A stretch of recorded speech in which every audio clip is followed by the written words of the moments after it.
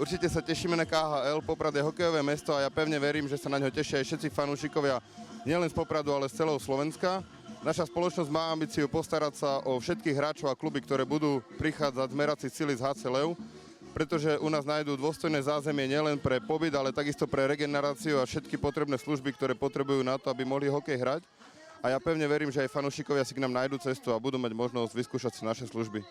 Je to určite výzva, možnosť mladých chlapcov presadiť sa. Určite myslím, že prínosom to bude určite. Sľubujeme si veľa, že uvidíme konečne lepší hokej, hádam, nie? Určite. Na pekných hokejistov vždy. Náš podnik je hokeju veľmi blízky a my chceme ponúknuť KHL, aby ku nám chodili, aby sa cítili u nás dobre, aby mohli sa zdravo stravovať, pretože ja tu pracujem ako živový poradca, ktorý môže pripraviť výbornú stravu pre týchto hokejistov, ktorí nás budú reprezentovať Poprad v KHL-ku. Takže sme veľmi radi, že KHL ide k nám do Popradu.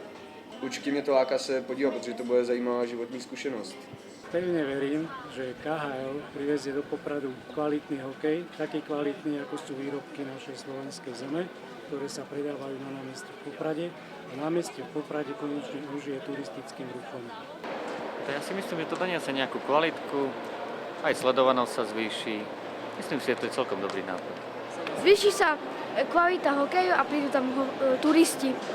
Veľké športové zážitky, bomba, tešíme sa.